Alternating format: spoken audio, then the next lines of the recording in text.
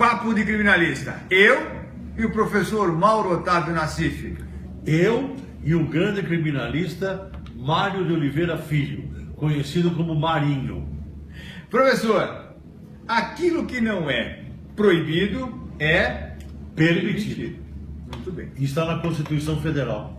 E é uma coisa muito importante, é uma situação importante.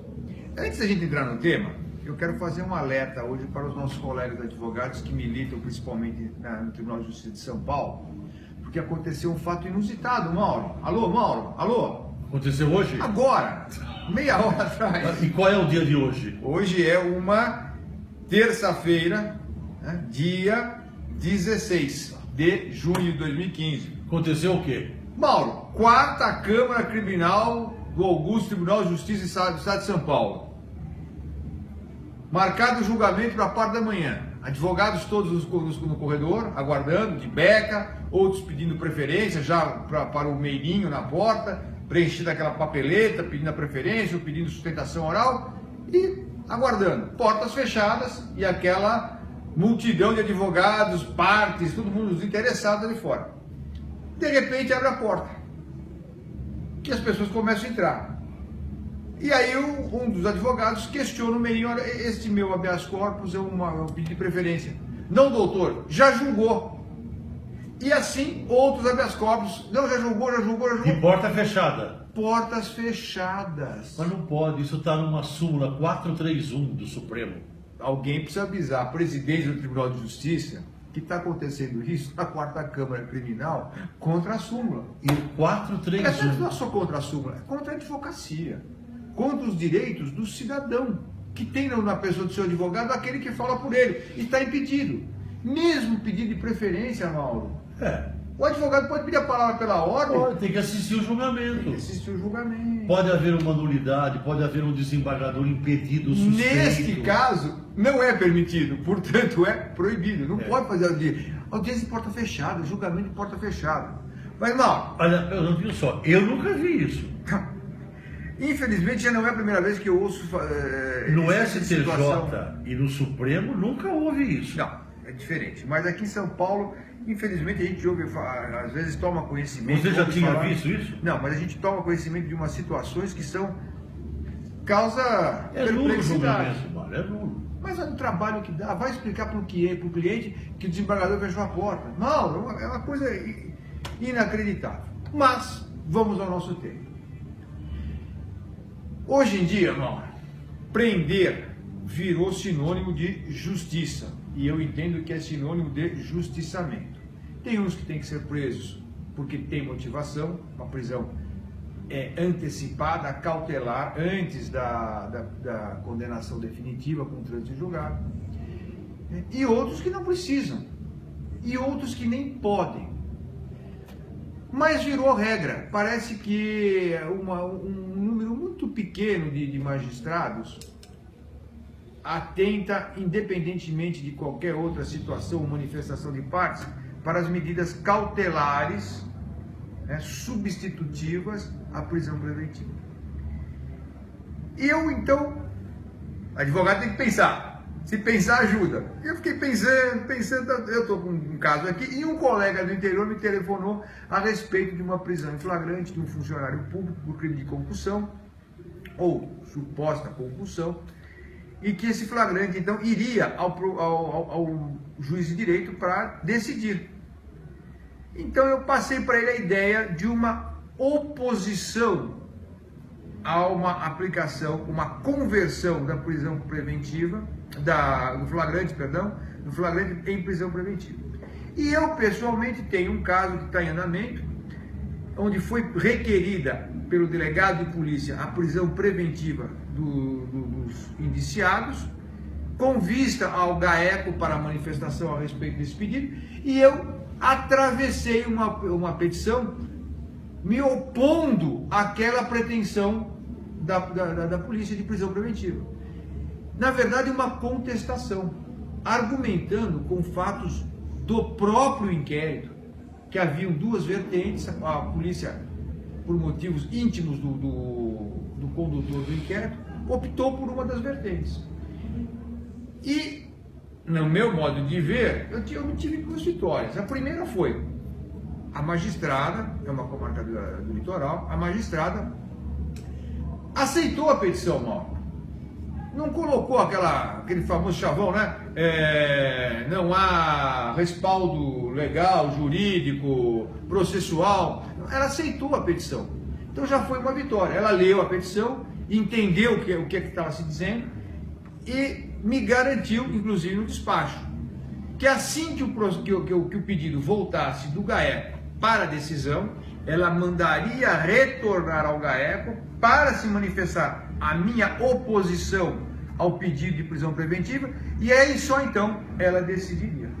No caso do interior, deu resultado. O juiz não converteu o prisão em flagrante em prisão preventiva e aplicou as medidas cautelares. De todas as expostas pelos nossos colegas, 6 foram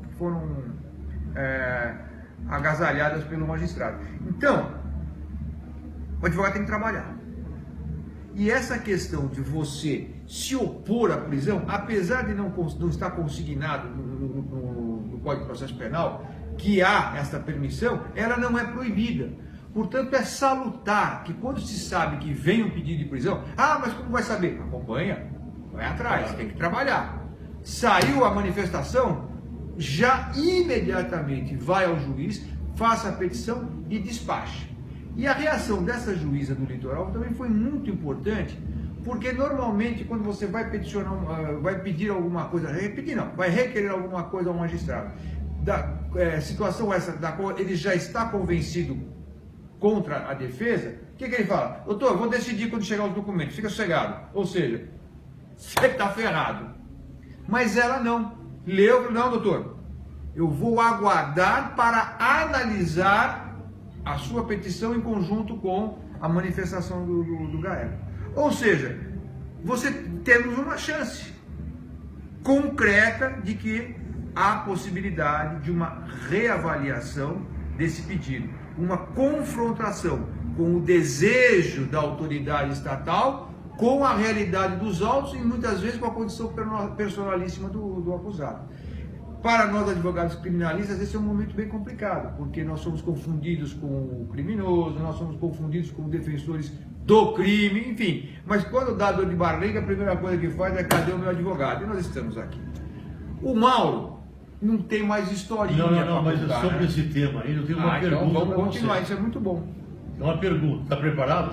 Preparadíssimo, pela vida. Já nasceu preparado. 38 anos fazendo a mesma coisa, alguma coisa a gente tem que aprender a fazer, pô. A minha pergunta para você é sobre esse tema, que eu acho muito importante. Perdão. Antes de fazer a pergunta, eu quero contar para os nossos amigos que existe o direito de petição na Constituição Federal. Constitucionalmente garantido. Muito bem. Agora vem a pergunta.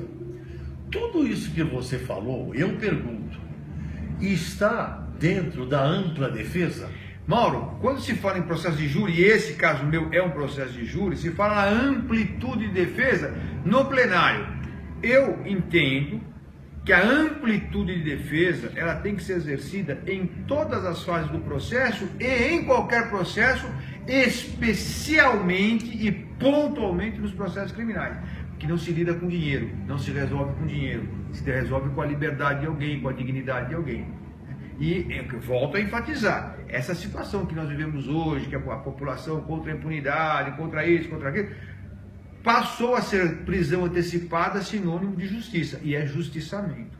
E o advogado tem que se opor. Então está dentro da plenitude defensória. Plenitude de defesa, o direito constitucional de peticionar. Ampla defesa. Ampla defesa. Depois, pode requerer, pode tudo. O advogado tem que usar de todos os expedientes éticos, morais e legais para defender o seu cliente. Fora disso, não.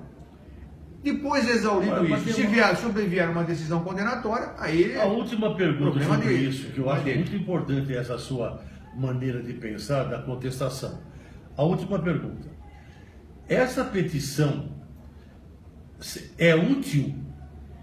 Eu acredito que tenha muita utilidade e acredito por quê? Porque estou vivendo uma experiência dessa. Fantástica. Eu acho que tem que ter, na minha, acho não, ou eu sei ou eu não sei.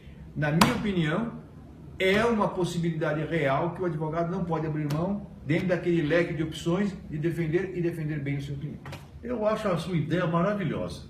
Mal, Pode contar então que foi extinta aquela sessão. o Mauro não quer mais fazer historinha, ele quer fazer uma coisa mais útil. Mais útil. Ele quer trazer dicas sobre o júri.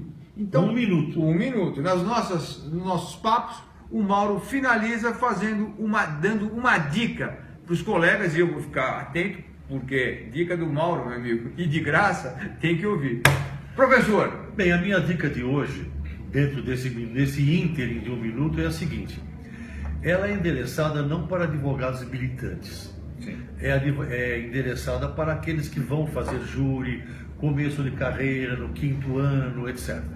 A minha dica é a seguinte: sejam jurados. Eu fui jurado durante mais de 100 júris. Então, a minha dica é: o advogado que vai fazer júri agora, no começo, não já o advogado experiente, se inscrevam como jurados nos tribunais do júri, porque a participação como jurado é muito importante. A decisão por íntima convicção, pela consciência, a participação como jurado. Depois de tantos anos, eu ainda uso a minha experiência quando eu era jurado. Essa é a minha dica. Papo de Criminalista. A gente volta. Um abraço.